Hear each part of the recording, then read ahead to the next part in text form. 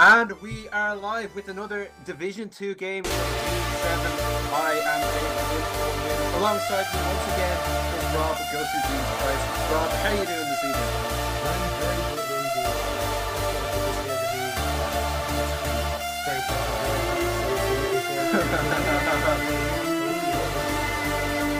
Alright, that's good. And okay, apparently our intro got cut across a little bit with sound, but that's okay. We'll just roll straight into it. We are in pick bands for this one between Javelin Gaming and the Sex Badgers, two of the top teams in the division fighting off right now. So we are going to see the first couple of bands coming out are Udyr and Renekton, and very targeted bands. We've seen Goose play Udyr and Lemon Lover play Renekton, both in their last game. So obviously both teams kind of fearing those champions in the hands of their opponents. Yeah, I think this is the correct play, definitely coming out of Sex Badgers, trying to target that top lane, because really Lemon Lover has been the key to success on Javelin Gaming, so trying to take away his champion pool is really what needs to be done. And of course Udyr, very, very strong in the current meta. Yes, he does suffer a little bit, of course, because Lulu does counteract him a bit because of the slows and stuff like that, but he's still very, very strong and without with Runic Echoes in that build at the moment, so definitely a good one to take off the table. And we're also seeing the Corky band there, which is definitely a target towards a Ludicrous there in the mid lane. Yeah, and we see, like you said, looking to maybe just deny Lemon Lover a bit of comfort in this game, and with the Jax ban to add to that even more, definitely taking those two champions away. And it'll be interesting to see, do they go the full Monty and try to take away something like the Nasus to really put him in a difficult spot, or if they look to maybe deny someone else, because there are still a couple of picks for Javelin that they do rely on. But it is definitely important to make Lemon Lover in as tough of a spot as possible, because we've seen him with some crazy plays when he's been able to get a champion he's good on. The last ban coming in will be the Malphite for the top lane. Not giving that one to Coco Pops Mage, which kind of surprises me, considering it's not really his cup of tea. He hasn't played it yet so far this tournament, but maybe just something that Javelin Gaming don't want the Sex Badgers to have this game. Yeah, I think Malphite's team fight at the moment is just super, super strong. And of course, if they are trying to get Lemon Lover onto that split push, the Malphite is very, very good at being that hard engage. Although we did see Javelin Gaming play against the Malphite in their last game, where they did manage with the Nasus to counteract that. But of course, we're actually seeing an Ahri ban there, so Lemon Lover will have that Nasus still available, but he does have other champions that kind of fit that split push role there. He also has the Fizz. Graves is still on the table if he does want to pick that up. Very, very strong champion in the top lane. So we'll have to see if they do decide to prioritise his champion, or if they go with something like the Alistar, which they've been favouring for some support in the bot lane. I don't think it'll be a Warwick now in the top lane, but you never really know with these guys. Yeah, I am being told this is actually going to be a placeholder pick for Nidalee, so that will be a Nidalee lock-in actually. So that one should be going over to Moo, and champion he's played a couple of times so far this tournament. Definitely the one that he's gone to whenever he's been able to pick it up. And the Nidalee Moo was a player who definitely looks to carry Javelin, like be more of a carry threat, despite not being obviously the big star of the team. And so far he hasn't had a lot of success, but still you have to be careful, because he is a very skilled player, especially when he was back playing the top lane. And I think definitely him versus Goose should be a very interesting matchup in the jungle. Yeah, but looking at him on that Nidalee there in the last game, he wasn't particularly stable on it. He missed a lot of his spears. He didn't have a very high impact in the early game, which was really what I was expecting. Especially, he tried to make the ganks happen, but never really able to succeed in them. So I'd really like to see him have a little bit more of a better game on him out of this. And we are actually seeing the Rumble, and we were looking at Spectre Goose's match history coming into this game, and he has been very, very fond of that Rumble at the moment. Yeah, the Rumble jungle that was brought out on Wednesday in LCK, and Spectral Goose definitely looking to pick that pick up for himself, and definitely has some very distinct strengths coming out of the jungle. Obviously, that ultimate is obviously famed for being so strong in the mid game and being absolutely huge in team fights, and especially in a meta where Kog'Maw is so strong. The Rumble can be huge against it, because it just puts the Kog'Maw in such a difficult spot. And the Lux as well, if she can land that light binding on a mobile pick, they can just lock it up and just tear it apart straight away. And I think the Rumble plays very, very well into the style of Javelin gaming because, of course, what we're seeing is Lemon Lover in that top lane trying to split push his way to victory. But, of course, with that Rumble there, it's going to make it very, very difficult for the rest of Javelin gaming to disengage if Lemon Lover is left on his own. So, Spectre Goose kind of playing to Javelin gaming's strengths here and trying to ruin it a little bit. But we're also seeing, of course, there the Kog'Maw, which is exactly what Spectre Goose is expecting. With that Kog'Maw pick, Rumble is able to put down the equalizer in the backline. It makes it very, very difficult for Kog'Maw to even one stand on the equalizer because of the amount of damage that's coming out, and two, it makes it much easier to lock him down because of the slow. And it means that then you can get that hard engage on him and shut him down before he can get all of his damage out. Because especially when you hit that late game, we saw it in a lot of the games in the LCS tonight. He does an awful lot of damage. You can see Reckless getting that triple kill in the last game there. I mean, he really hurts once he gets going. Yeah, Kog'Maw, an absolutely huge pick on this patch. You do have to play around him. And we see so far with the Nidalee and Lulu lock in, they're looking to boost that Kog'Maw's chances of success as much as possible. In response, though, it looks as if it's going to be a bit more comfort here for the Sex Badgers in the bottom lane. They have the Lucian pick, which we expected to be a pretty big pick, although Javelin chose to forsake it for the Kog'Maw instead. And the Bard for Fudge the Hamster. So Lucian Bard should be a 2v2 lane that puts out a lot of early pressure, and we'll see how 10 slot on the Kog'Maw and some support in the bottom lane will deal with that. Exactly. Bard and Lucian are a really nice combo at the moment because, of course, Bard is able to put on an awful lot of damage very, very quickly with that Thunderlord's Decree, because he does have the Cosmic Binding that comes in, and then, of course, the Empowered Auto Attack that he has actually double stacks the Thunderlord's Decree, so he's able to get out an awful lot of damage in a very, very short space of time. And, of course, with the Lucian, who kind of goes for those quick trades as well, it suits him very, very well. And we're actually going to see the Ezreal and maybe the Zac coming out on the other side here, which is going to be a little bit interesting because we haven't seen really Zac in the top lane for Lemon Lover. It's definitely not fitting to his style, so they're looking towards 10 slot a lot more in this game because Zac, it doesn't have the same split push pressure that we've been seeing, so they're going to be looking much more towards that hard engage so 10 slot and Padward can get off the damage on the Ezreal and the Kog'Maw in this situation. I'm being told that that is another placeholder, so Javelin maybe having a few issues with their champion pool, but obviously you can use placeholders as much as you want, so that will be a Janna pick instead of the Ezreal. So instead of that going in the mid lane, they're even going harder on the protect the Kog'Maw comp. You have your Nidalee, you have Lulu, and you have Janna in there, and I imagine that's going to be a Lulu top and a Nidalee mid, which is kind of interesting. I doubt the Zac would be going in a solo lane. I suppose it could be actually Zac top, Nidalee jungle, and Lulu mid. So maybe I'm just mixing up. I don't know. There's a lot of different lanes that all of their champions could go in. Going to be the Echo last pick, though, for the Sex Badgers, and that's something that Cokepop's Mage definitely favors, his main in solo queue, and he'll be so happy that that fell through the ban phase all the way down to last pick, where he could take it to the top lane.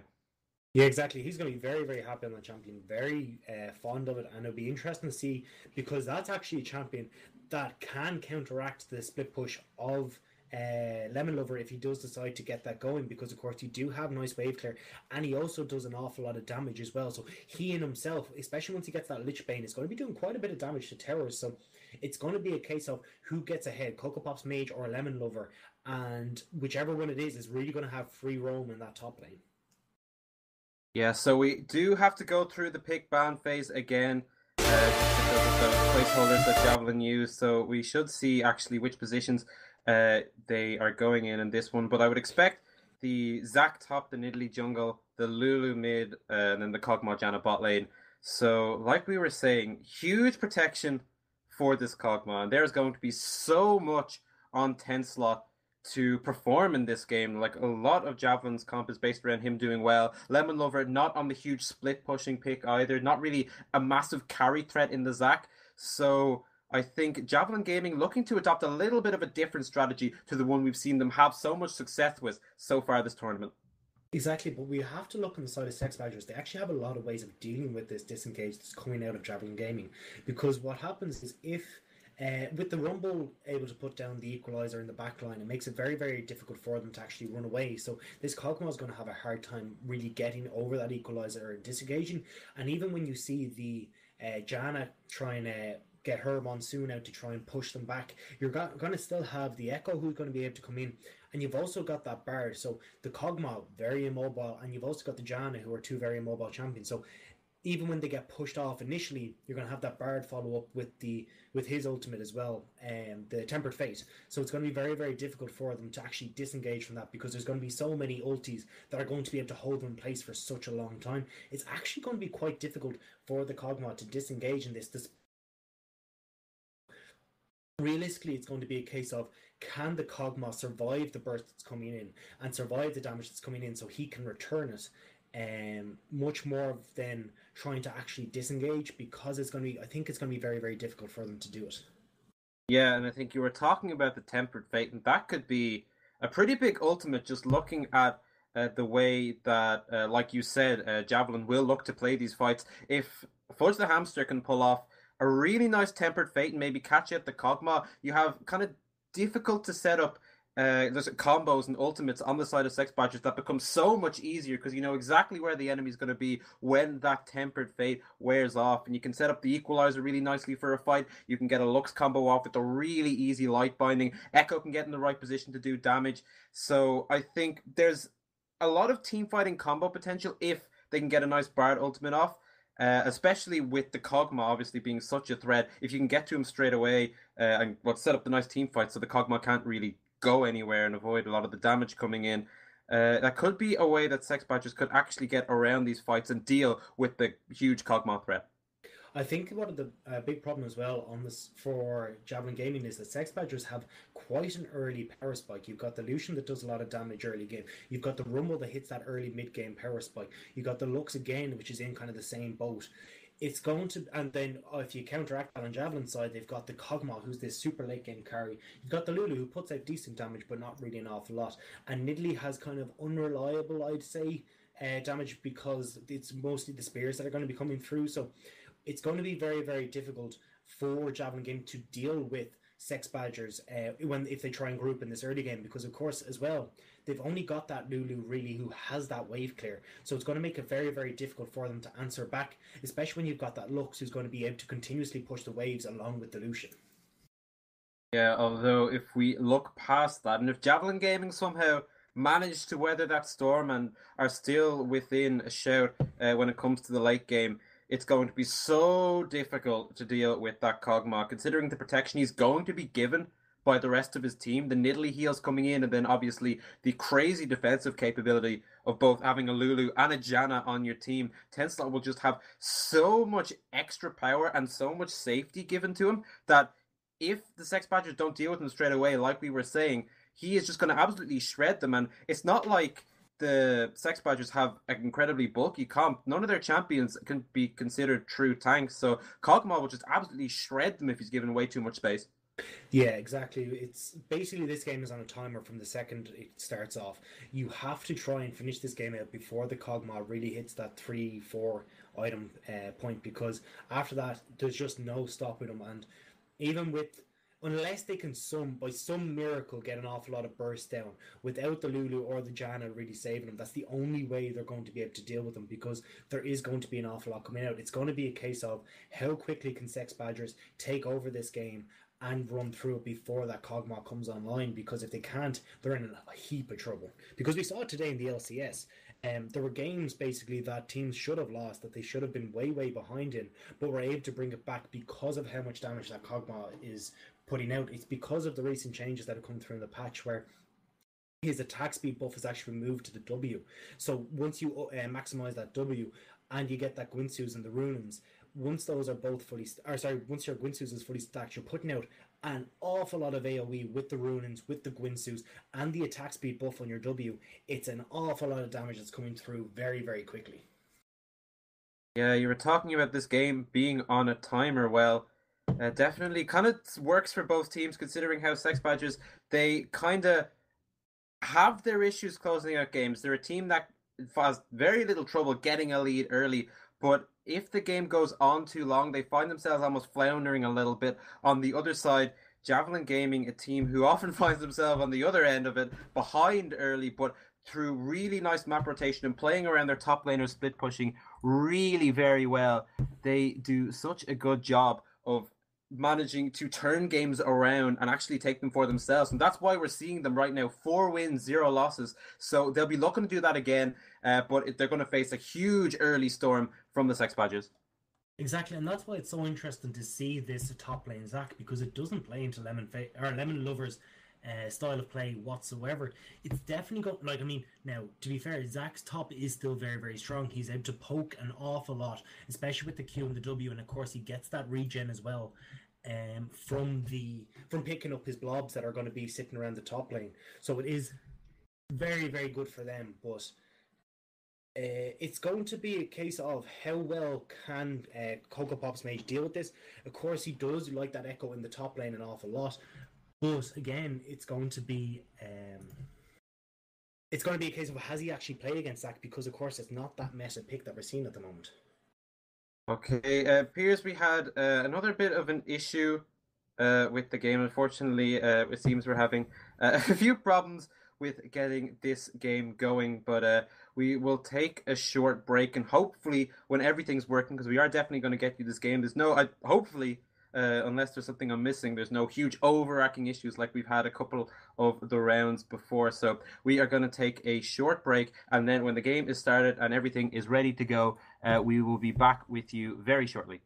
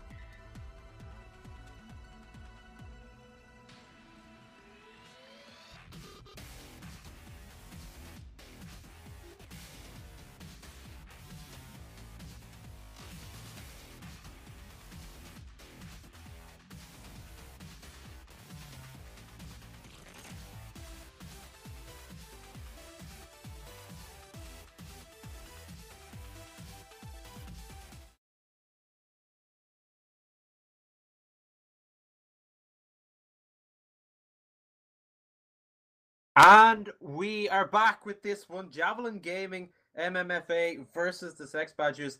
A few pick ban issues, a few mastery issues. TY move for taking the wrong keystone. But we're finally going to get this game underway. And it should be a great one as the two top teams at the moment right now in Division 2 face off. And this could be the toughest challenge that JG have had to face yet. Yeah, this is going to be an interesting one. It's definitely going out, as we've said several times, outside of their playstyle. So it's going to be interesting to see if Tenslot can really step up to the mark here, because he has been struggling in a couple of his games. So it's really going to be on him to make sure that he can carry this one. So it'll be interesting to see if he can really do it. Yeah, Tenslot has had some good moments, but has not really been the star of this team. Kind of just being more of a supporting character. And now playing Kog'Maw for the first time this tournament, although I suppose the pick has only really become relevant on this patch, still taking it out for the first time as JG choose to switch up their focus a little bit. We already see them with the moves level 1. They're looking to get a lot of info, and we'll see what that invade does for them, because definitely when you're looking like that, you're trying to get the ward deep. Those look like lane swap wards, so maybe they are looking to avoid the standard 1v1 and 2v2. We'll see what they do with those. Yeah, I think this is a very smart call coming out of JG here, because it's going to be very difficult for Tenslot and some support in that bottom lane against Notorious. And Brad, we already talked about the damage that can come out early game from the Sex Badgers bot lane. So I really do like this. But the thing is, they are still sending Zac to that top lane, and they are going bot. So they are going to spot, I think, yeah, they are going to spot Echo on that ward there. So they know he's top side. But it looks like they're going to commit to this 2v2 lane. I don't know if maybe they're trying to play mind games on top of mind games, where they put in the wards top to make them think that they're going top lane, and then they actually send them bot lane. But I don't really know what that was, because it's actually quite dangerous. They don't really have the CC level 1. It's actually quite heavily on the side of Sex Badgers with that level 1 advantage. So it could have worked out very poorly for them if they ran into the other 5. Yeah, interesting that they don't choose to follow up the lane swap. Like we were saying, they just in the 2v2 lane face an immediate disadvantage on the champions that have been picked. So we'll see what their endgame is. We can already see them taking a little bit of damage from the Bard and getting their wave pushed in as well. And I imagine for Tenslot and some support, the focus will definitely be just farm up early, wait till you get those items, wait till you have your W maxed out, and that's the point where Kog'Maw really starts to have the impact on the game and have that huge impact that he'll be looking to have. Yeah, exactly. What I would have liked to see actually to be out of Javelin Gaming is, if they are trying to get this Kog'Maw rolling, is what you can do is you can actually stop the minions when it gets just to your inhib and the inhib turret there on the bottom side. You can block them up. Starting from the second minion, you can block them up against the inhib, which means that then your lane actually is going to be pushed slightly in your favor, so it'll freeze closer to your tower, and that makes it so much easier for the Kog'Maw. It makes it a lot more difficult for Fudge the Hamster and for Notorious to do exactly what they're doing here. The Kog'Maw's getting zoned off the CS, which is exactly what they do not want to be happening, and he's already had to use his prot because of the damage coming out of Bard, as we can see there.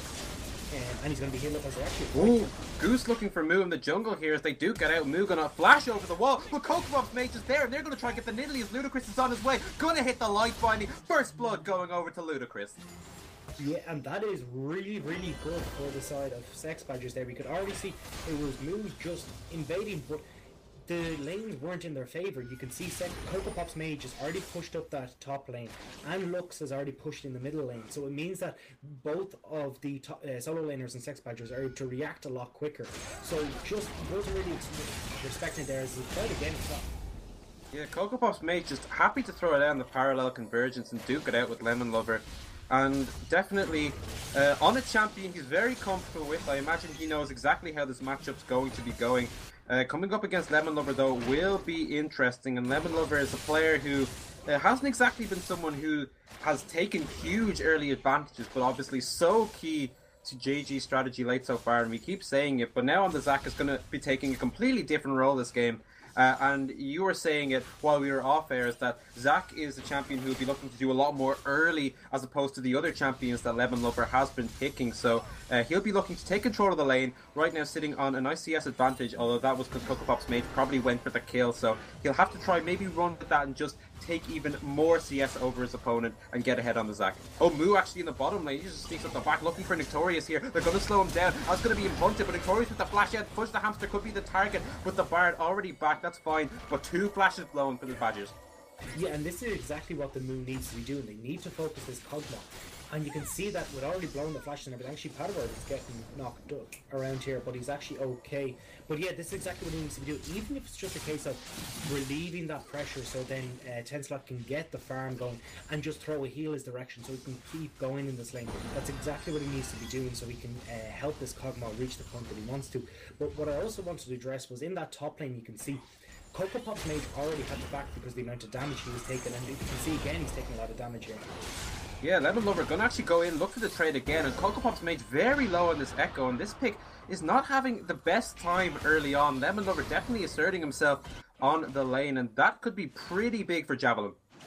And this is what I wanted to point out, is that Zac actually has an awful lot of poke in the early game. His Q and his W actually do an awful lot of damage, and of course he can't really respond because he's not mana dependent. So when you try to trade with him, and you can then just pick up the blobs which heal him again, and then it's kind of difficult to actually really get into any kind of trading situation with him. And as well, the point is that Coco Pop's mage is now back twice. He's already gone through 2 of his pots, and now he has a third one there. He's got 2 Dorans. And Zac has only gone through 1. We already have a 20 CS lead opening up in the top lane. And this is really not good when Coco Pop's mage, I'm assuming from his build, is going to be building not particularly tanky. So he's really going to need that damage if he's going to have any kind of impact in this game. Yeah, the further that Zac gets ahead, the more and more difficult it's going to be for Coco Pop's mage in that 1v1. So he's going to have to do something quick, maybe get a little bit of help from Spectral Goose, because Lemon Lover will just be looking to get tankier and tankier, and it's going to be tough for Coco Pop's mage. And despite that, though, it looks like the other 2 lanes have a nice advantage. Obviously, Ludacris getting that early kill will really help him out against the Lulu. And then in the bottom lane as well, Victorious and Fudge doing a good job. Moo going to show up mid, but not do anything. And he's just been looking to kind of hang around the lane, see what he can get. But this Nidalee has not really been too dangerous just yet. Yeah, I think the thing is, though, that Kog'Maw is, of course, going to be behind this lane. The problem is, though, he's only a handful of CS behind, and the lane is still pushing into him here. So it's actually a bit of a win for the Kog'Maw in this situation, where he is getting denied a bit of farm, but definitely not enough to keep him down. And I think that the problem is that it's Fudge the Hamster putting the pressure on, but Victorious is not standing up far enough in the lane to really put that extra pressure on. So it's not enough to actually force Tenslot out of the lane, and it's really going to hurt him later on. Yeah, the Kog'Maw, when he does have that W up, he can kind of just afford to maybe stay back and try get CS whenever he can. And definitely a strategy you kind of need to employ when selecting that champion. And like you said, Fudge the Hamster has been doing a pretty good job of laying down the pressure on the Bard, but it just hasn't been enough yet. However, we see Ludacris waiting up Baron, and this is Ignite going down in some support. Going to look for the final spark, flashes out, the Culling coming in as well. There's the Equalizer, but they don't get a kill out of it. A lot invested. They get the 2 flashes, but that's it. Yeah, so 2 flashes in the heal coming out of them there. So this is definitely something that Spectral Goose will be able to come back to. Particularly, Fudge the Hamster just hit that level 6, so he can, of course, Tempered Fate onto the tower, which means that a tower dive is really easy to pull off. So that's definitely something that Tenslot is going to have to be careful of in the bot lane. And it also looks like they're going to get this first dragon, so that's really going to help them, particularly if they are looking to get this 5th dragon buff. But realistically, they don't want to hold on to it for that long. Or sorry, let the game go on that long, because it is getting to the point where they're getting a 5th dragon.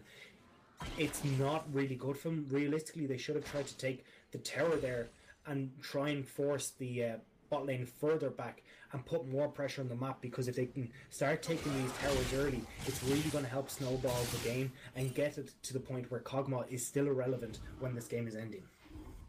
Yeah, they do get that first dragon, and it's nice that you pick it up early. Does kind of mean that 5 dragons is potentially a goal, but like you were saying, just with the comp they have and the comp they're against, they'll be looking to finish it way earlier. But so far, it hasn't looked too fantastic for them. They still have over a 500 goal lead, but that's it. Kokopop's Mage dropping low in this. Lemon Lover was looking for him, but the stun should mean he's fighting. He's having a real rough time of it in this lane. He looked like he was catching back up in CS, but Lemon Lover has been once again re-establishing a nice lead over his lane opponent. And Kokopop's Mage on the Echo being kept down so much is really going to set him back, and he's going to struggle to have nearly as much of an impact on the Zac as the game goes on.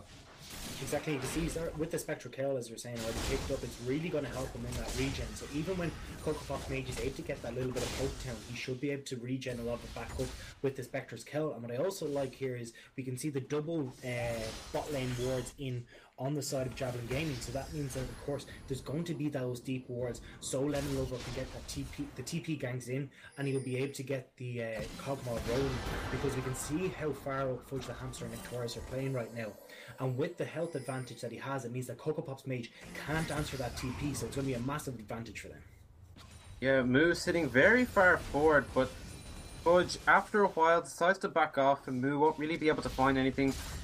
Gonna leave the lane as a result. And Ludacris is actually, we've seen him hit a lot of those light bindings, and Padward dropped very low, but not enough damage coming in just yet. However, Ludacris has been pretty on point with this look so far, and if he can keep that up, it could cause a few issues, especially with the immobile Kog'Maw on the side of JG. Fudge the Hamster could be looking for the trade here though, and the bot lane really gonna go for it. The Cullen comes in, that's the Tempered Fate with the teleport coming down for Lemon Lover, and Fudge the Hamster is in a lot of trouble as he's gonna get exhausted. There's nowhere to run for the fire. Gonna try get, actually the mythological journey is not gonna get there. Tenslot gonna get the first kill of the game for JG. And that is really, really bad for Sex Badgers there. The fact that the kill went over to the Kog'Maw is exactly what Javelin Gaming want. But I'm not too sure what Fudge the Hamster was doing. He just stuck around in that bush. There seems to be a lack of communication there as to whether they're going in. His Moo might be caught out a little bit here, but no, just going to take a little bit of damage there from looks. But there's no reason for you to stay in the bush. If you see the TP come in, you've got to make the call. It's either Lucian and Bard need to go in, try and kill Tenslot very, very quickly, or what, because Tenslot's flash is still down, so there was no reason Victorious couldn't have flashed on and got an awful lot of the burst on that he still had at his disposal and killed Tenslot. And then we could see what Bard was attempting to do, which was the magical journey out of there, which would definitely have been an option. But of course, because there wasn't that communication between the bot lane, it actually results in Fudge the Hamster trying to make the play, but without the follow-up, it means he just gets caught out. Yeah, and we saw there Kokopop's Mage responding with the push top lane and nearly got the tower down. And Spectral Goose was close by, but he didn't choose to help him out. And actually, they're going to look for the 2v2 fight here as both junglers pop out. And it looks as if it's going to be the Sex Badgers really pursuing this, as Goose wants to fight this one out. But Moo jumping over the wall. Rumble trying to get the damage off. Whoever takes a good bit back in response, and the spear is going to land. He will have to back away from that. And I'm surprised he followed up so much, considering the distance that the Javelin Gaming could keep. And as a result, nothing coming of that for either team. Exactly, we can see it looks like Kog'Maw is looking to back now just to maybe get that Gwynsu's, as that's really going to be a good item for him to pick up in this lane. It means he is going to be getting that power point quite early. But I think actually, which sounds kind of funny, is that I'm not too sure Kokopop's Mage actually quite wants to take this turret just yet, because of course if he does take the turret, it means that Lemon Lover can actually pull that wave back down onto his own side, and suddenly it becomes very, very difficult for Kokopop's Mage to actually get any farm. And with him being so far behind on top of that, it means that if Moo does show up in the top lane, he's going to be at a massive disadvantage. So I think he may not want to take that just yet, just so it means that it's a much shorter lane and he can actually get a bit of farm. And that sounds a little bit counterintuitive, because we've been talking a lot about how they need to put the pressure on and get these turrets down, but realistically with them so far behind, it's not the best call for them. Yeah, however, we do see the turret on the opposite side of the map go down, so that will be going over to the Badgers. Right now, one tower and one dragon ahead, and allows them to shoot out to a 2k gold lead. The final spark will prevent the push on the mid tower for JG going on for too long as well. So a nice job there in the tower game from the Badgers, and they managed to shoot out to a nice 2k gold lead actually, which puts them in a decent position considering this is the point in the game they really want to start having these fights. Exactly, I think what we need to see now is Sex Badgers put their move the AD carrying the support into that mid lane and try and push down this mid turret. Lux has an awful lot of wave clear at the moment that yes, Lulu can answer for a little bit, but it's not going to be enough. They will eventually poke down this middle turret, and then they can start making moves up to this top side and see if they can get a little bit of damage onto Lemon Lover and his tower. But at the moment, We can see Victorious going towards that bot, but there's not going to be very much he can actually get down there. That light binding is going to do a good bit of damage. You can see Goose maybe looking for something, but some support shows up. The Rumble doesn't really want to follow that without the numbers advantage. However, I've been talking about Ludacris and his good light binding, but this Lux seems to be actually hitting those with astounding frequency, and like you said, it's going to have to be really careful, especially around these next few fights that Badgers are going to be hunting. And right now, Dragon Control in favor of JG surrounding that. But I'm not sure they want to really commit to it just yet, because there are a good few Sex Badgers nearby. Actually, they're going to catch it and push the hamster with a nice pick with the Magical Journey straight away. And Moo nearly found himself a Bard there, but managed to slip at the back. This Bard can be pretty difficult to lock down if he can avoid CC. Exactly, and just going back to what, as you were saying there with the Lulu, she has been getting those light bindings on her quite a bit, and I think that's what's interesting is she's actually opted for the Ignite in this lane. What I would have preferred to see is maybe the Exhaust coming in, because with the how far back Lux is going to be playing this lane, it's going to be very, very difficult for her to really put much damage onto her, because of course Lulu does have that sustained damage, and Lux really shouldn't be in any kind of way close enough that she should be able to get off that sustained damage. So what I would have preferred to see is with this protected Cogmop comp, have that extra exhaust there, so then if one is down, you always have that second one available for the fight. And it means that then it's a lot safer for this Cogmop, because with the Ignite, it's not going to be doing particularly much in this lane, and it's going to be doing even less in the later stages of the game, where the Cogmop should be able to do that damage to carry the team through. Yeah, and we see second Dragon going over to the Badgers there, and they're doing a very good job of keeping on top of these whenever it spawns. Right now, 2 Dragons in 15 minutes is a pretty decent position you want to be in if that's the objective you're going for, and it seems to be something that they're basing their strategy around, considering the urgency they've gotten to that. So maybe we could see them continue to do that when the next few Dragons spawn. It's interesting how they play the Tempered Fate coming in there. They're going to lock up Padward as soon as he leaves that. The Light Binding will come in, and it's an infinite chain of CC, but Fudge the Hamster is the one who ends up getting the kill. Exactly, and that's what we were talking about earlier on. The Tempered Fate is going to play a massive part in this. Imagine that's that Cogmon in the later stages of the game. He's going to be going down very, very quickly. And it's really nice to see that Sex Badgers have already got this kind of synergy going, because that's exactly what they need to do if they hope to carry this game out. Yeah, right now, that gives them still just over a 2 goal lead, but they're looking to group up mid and try get to this tower. It's sitting on just above half health, should be a good bit lower after this push, but I'm not sure they have the strength just yet to take it down. It will require a good bit more pushing, or maybe a bit more of a numbers advantage either, to get that down. But they're doing a good job of just playing around the objectives, getting the towers down whenever they can, getting the dragons whenever they can. Haven't really looked to Rift Herald just yet, but I imagine they'll be looking for some Baron opportunities if Javelin Gaming are a bit slow to that. And it's very heads up play from Sex Badgers. They're making sure that they know what's important and getting any advantage they can across the map. Exactly, but the thing is, they're 2.5k up at the moment. But the problem is, of course, is that Cogma is just getting time to farm, getting time to get his items, and really they need to be punishing a lot more of this, which is what they're trying to do here in top lane. That's a Magical Journey coming in for Fudge the Hamster, and they're going to look to see if they can get him with the parallel conversions. But this Zac is just taking very little damage. They might be in a decent position to get the tower, but Moo is there in support, and Spectral Goose waiting on the side, so he could be looking for a dive opportunity, or even just a way to get that tower down, because right now very low on health, and the pressure coming down from Fudge the Hamster means that they're going to have to back off. They're going to let this tower go, and out comes Spectre Goose. The equalizer comes down. The target's going to be Lemon Lover, and they go for Moo with the back as well. The elastic slingshot means he's going to try and get away. The Let's Bounce will knock him up for a little bit longer, but the Tempered Fate will slow the escape coming in. Moo goes down. Lemon Lover will surely go down as well. The Magical Journey means Cocoa Pop's Mage can get over the wall. Zac passive won't do you too much good in the situation, and Cocoa Pop's Mage will pick up the second kill in that fight for the Badgers. Fudge the Hamster is playing exceptionally well in this bar. That is 2 really good Tempered Fates that we've seen. Managed to hold Noodle in place, which got the second kill, and he also gets the lock up on Zac after he's got that jump. So really, really solid play by them, but really good call overall by Sex Badgers to dive that top lane. They could see how low the tower was, and even though the move was there, they hadn't called any further support up there. And really, when the tower's that low, you don't want to be up there, but it looks like Padward. Another light binding and a 3-man gang. Padward going down once again. Ludacris with the final spark for his second kill of the game. I'm pretty sure I've just jinxed this game for Javelin Gaming, because I just said this game is too quiet. It's given the Cogmore time to get going, and instantly they turn it around. But 3 kills now out of nowhere, and they're about to get this mid lane turret, which is exactly what they need to do. Now it's going to be very, very difficult for this Kog'Maw to find somewhere safe to actually farm, because they're going to be able to move so fast between their jungle, especially with with the Bard, who can magical journey through all the walls. Suddenly they're able to move very fast from mid lane to top lane to bot lane, and it's going to be very, very difficult for Javelin Gaming to answer that, because they've got this got this very immobile Kog'Maw. Very immobile carry in the Kog'Maw. Yeah, and I do think that a 2-kill play coming out of the top lane was very impressive from the Badgers. Definitely biding their time, playing very patiently. Goose not getting too antsy at all, waiting for the perfect time, and then also dividing their damage really well, making sure, okay, we have enough damage to take down the Nidalee, who's at the back of the fight trying to escape, enough to take up the Zac, who's already in bit of no man's land.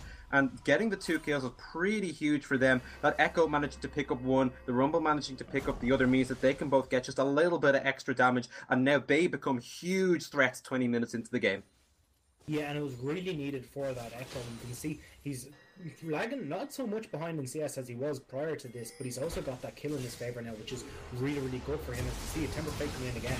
Tempered Fate coming in, but this is a bit more messy from the Sex Badgers. There's already 4 members there for JG, and they can't really find the engage, and that's a bit of a waste of the Tempered Fate there. That's going to be down for the next while, and all 5 members of JG may be looking to siege up with their range. We'll see how the Badgers respond.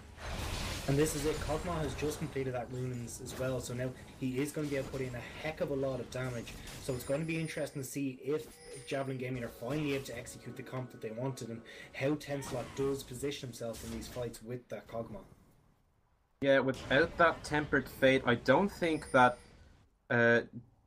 Sex Badgers will be really looking for a fight right now, because they don't have that long range lockup, or don't have access to all their long range lockup. The Equalizer can still do a good bit, but even then, I think you'd rather wait on the Bard ultimate. Pokeballs Meso happy to push the wave in top lane while the rest of JG are distracted, and he's a bit more confident in these fights. Still a decent bit of magic resist on the Zac, but that Abyssal should help out the Echo now in the 1v1.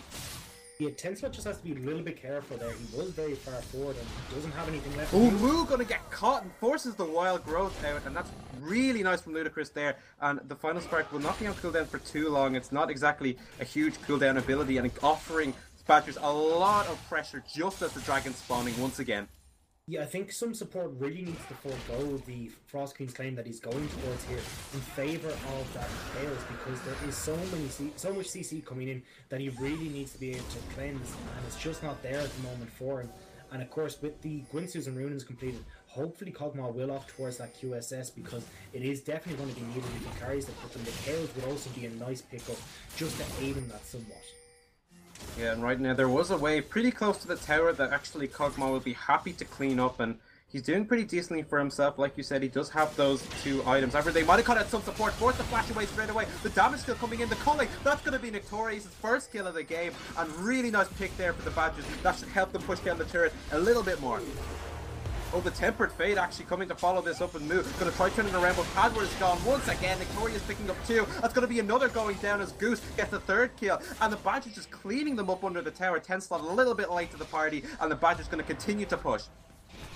Yeah, they're definitely going to get this tower, but I also think Lemon Lover shouldn't be split pushing against Coco Pop's mage the moment. He needs to be with the team, because of course this is the problem. Without that tanky frontliner and the disrupt for the backline, it's very, very easy for them. Once they land one of the bindings, it's very easy for them to follow up and get that kill. You can see how fast a lot of these people go down. It's pushed the hamster in a bit of an odd situation. They're all on their way top, and Lemon Lover forced to do elastic blink shot, but he just can't get to the Bard. Flash support, the Let's Bounce will be enough to take out Fudge the hamster, but I think Lemon Lover might be losing his own life for it. They're going to give the kill over to, I don't know who just yet as the Cell Division comes in, but they should be able to give the kill to whoever they want. It will be given to Ludicrous. 3rd kill of the game for the Lux. Yeah, Lemon Lover really needs to be with the team here. There's no reason to be off by himself. He needs to be able to slingshot in once someone gets caught out, and especially Tenslot as well. He did take that creep wave block, but of course, if that wave is pushing in, it's very, very difficult for you to you have to be able to get back into the mid lane to secure your own team. Otherwise, the rest of team Javelin Gaming need to be able to back away from that mid tower, because they cannot defend it as 3 people, especially with the 4 that are there. It's very easy for a Rumble to come in behind them, and then the bindings to follow up as well, or even Tempered Fate, and then they take the tower and take the fight after. They need to be playing around this Kog'Maw, but And at the moment they're really not, because Lemon Lover is still in that split push style, which is not what you can be doing right now. Yeah, and we see the minion wave just completely evaporate as between the final spark and the culling, Badgers are able to deal with that pretty nicely and will delay the push for the moment. However, I think Moo will be happy to see it, but once again, they'll have to be really careful about being caught out by either the Equalizer or the Tempered Fate from range. However, I think the Badgers have to be careful because they are down to pretty important ultimates. Yeah, I think this is what I'm saying here. If Lemon Lover was here at the moment, you can see Lux in the bot lane. Echo hasn't moved towards that mid lane. We definitely able to dive this mid lane, but he's again going towards that top side where sure there's enough that it's going to take a tower. You want to be able to sit there with your team and try and make these plays, because you have to, or else it's just going to be this continuous push by Sex Badgers with no real answer. Yeah, and we see the Tempered Fate just missed in the middle of that fight. They were looking for the engage, but JG managing to dodge out of it. They still have the Equalizer, still have the final spark, and the culling will be coming up any second now, so they could go for round 2 if Goose is on point. However, I think that JG are perfectly aware of what the Badgers are trying to pull and are staying as far back as they can while trying to maintain as much pressure in the lane. Yeah, and this is pretty much exactly what Sex Badgers are hoping for, where they can kind of have these the waves are pushing in their favor, which means that people have to go and deal with them, and then when that happens, it's very easy to get onto this Cogma, because once that's the light binding coming in. It's like so much defense coming out for 10 slot, 2 ultimates blown, but some support drop low right in the middle of it. The light binding coming in, just looking for the last shot, but they can't get the Janna down, and some support will barely make it alive out of that one.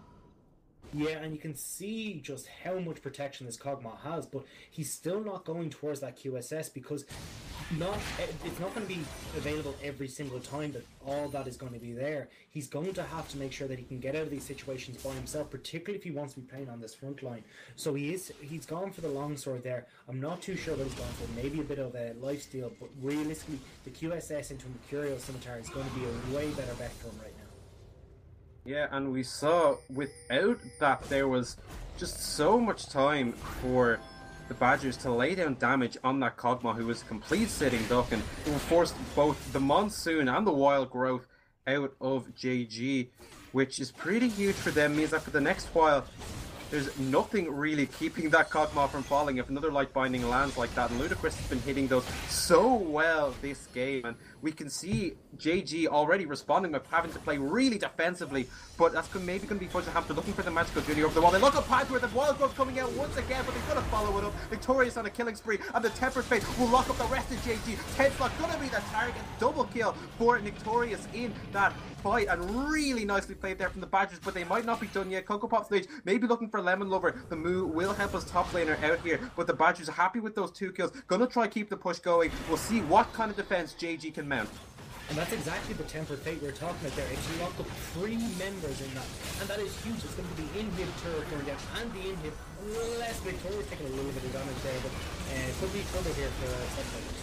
Lemon Lover very far forward, forced to pop the left bounce. However, there's a few low health bars on the side of the Badgers, but they will take out the Zac, and the inhibitor will go down with them as well. Lulu and Cogma up in a few seconds, so their push can go no further, but still, they have to be thrilled with the fact that they got that first inhibitor down less than 28 minutes into the game.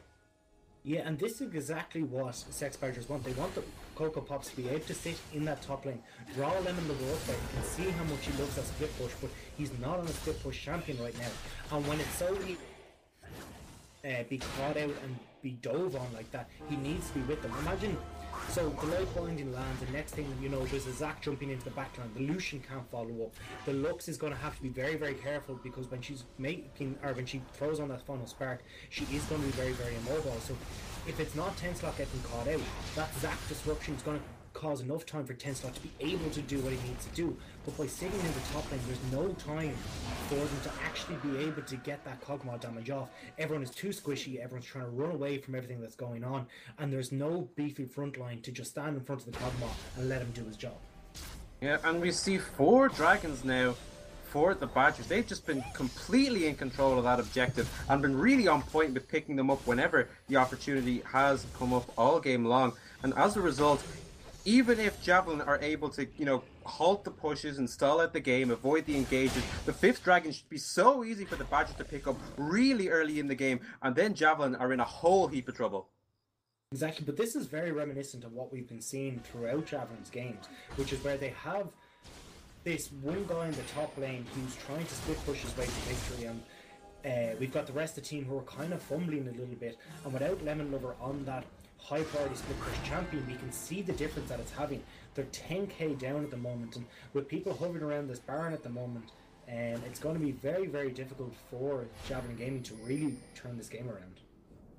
Yeah, right now we see Coco Pop's mate splitting in the bottom, and whoever Goose might be caught out, and maybe JG looking to make a pick at their own, but the flash from the Rumble means that Goose is fine. The teleport force bot lane, and now with that there's Zac, this could be a nice position if the Badgers can get members in place to get the fight once again, because the Zac is not there, and we've been talking about how important the Zac is. They might have caught out Mudo already at less than half health, and Goose gonna follow that up. The Electro Harpoon should be enough to finish the mid lane. The Wall Growth's not enough to save him. 1 kill already for the Badgers, looking for 10 dollars a second. The Combo trying to do the damage, but it's not there just yet. Double kill for the Lux. That's going to be 3, 4 coming in for the Badgers overall. A double for the jungle, double for the mid, and Lemon Lover nowhere to be seen as the rest of his team falls in the mid lane.